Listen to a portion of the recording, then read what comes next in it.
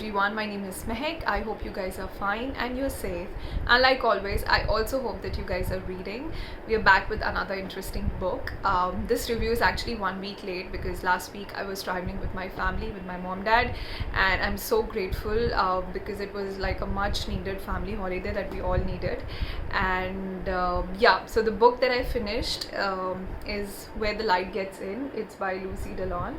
It's got a beautiful, those butterfly shiny thing and a dog. And I'm glad actually I carried this book because it turned out to be a perfect holiday read. It was light. It was so engrossing, and by the time I finished reading it, I was so happy and my heart was so full. So I was like, yeah, it's good thing that I got it. I carried this during my holiday.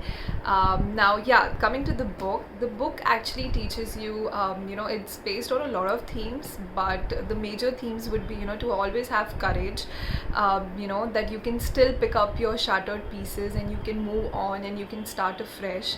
It's also on the love of for dogs. That's why you see this dog picture here. And it's on art, and lastly I would say it is about opening your cracked heart to newer experiences and newer relationships in your life. That is what all the book is all about. Now coming to the story, our main character is Lorna. She is an art curator. Basically her job is wherever there are empty spaces, mostly in the hospitals or any empty spaces, walls, she basically finds the right piece of art for it and kind of makes the boring space look more positive by adding art to it. And she's also someone who during in her spare time volunteers as at hospitals. Now the thing is, when Lorna's mom died, she was alone, and that pretty much hit Lorna very hard, so much that she had to actually visit a therapist who then suggested her that she should volunteer at these hospitals, and the old people who do not have their family members around them, she should sit next to them, talk to them, and spend some time with them. So that would kind of help her to come out of that guilt that she had, that she was not there for her mom. So she started doing that. She started spending time with these old people whose families were not around, and she kind of sat with them and was there with them in their last days. That's where she meets this character called Betty. Betty is almost on the verge of dying, and when she dies, she leaves her dog Rudy in Lorna's care. Rudy is a very anxious but a really sweet dog, but Betty believes that Lorna needs that kind of companionship in her life because she doesn't have any other guy, and her mom dad are no more. So she felt this dog could kind of bring some happiness in her life, so she kind of leaves that dog in her care. And now Lorna and Rudy, the dog, together they come to this town called Longhampton.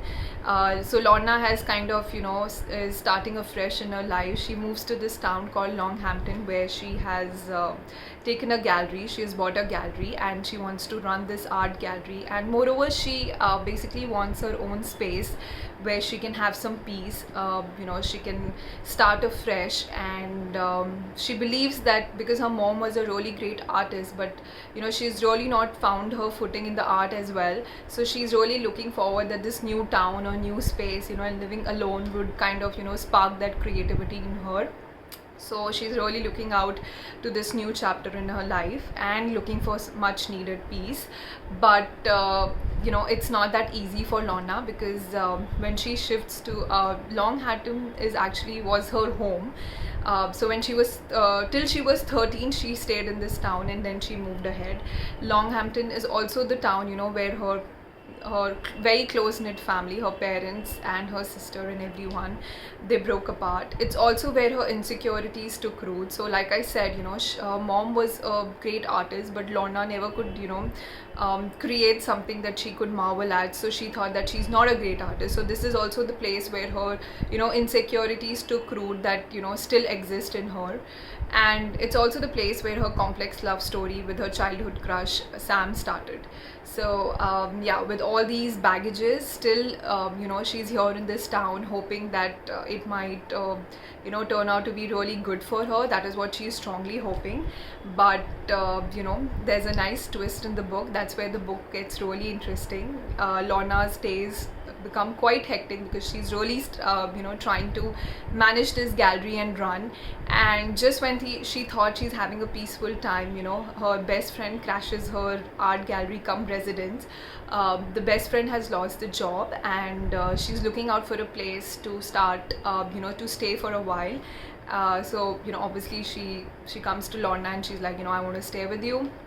And then soon after, her Lorna also gets involved with her sister and niece who are undergoing a family crisis, and her childhood crush Sam is also back in town, but he's back with an adult heart. And Lorna and Sam keep having this Tom and Jerry kind of a relationship. Like, you feel okay, they love each other, but next moment you feel like they're going to kill each other. So it's like that. So yeah, all that dream of having a peaceful life in Longhampton doesn't go as planned for Lorna.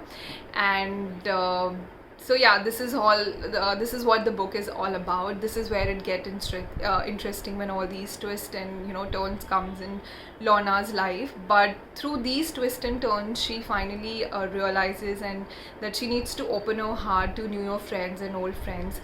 This is also the time she starts facing hard truths about her family. She starts facing her insecurities heads on. And then the most special part of the book happens. She meets this local artist, Joyce, who is in her late 80s. She's someone who speaks her own mind, has a thing to live her life by her own terms. But Lorna and Joyce, they come together, and they become these really special friends who kind of share their insecurities and secrets, things that they have in their heart that they've never shared with anyone. And I would say their friendship is the most special part of this book.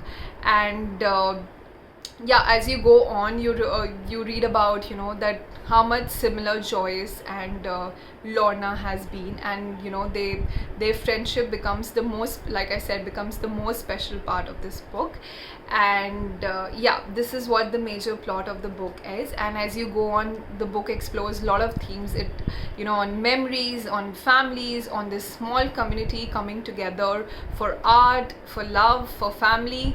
And all this is happening in a very cute picturesque rural setting, which was very interesting to read. All in all, I would say it was such a wonderful, like, you felt like you're watching this countryside movie where these really cute characters and cute town is there, and they all are coming together for art and for love and family. And all the characters, like, I loved all the characters. The book is so engrossing that it would be so difficult for you to keep the book down.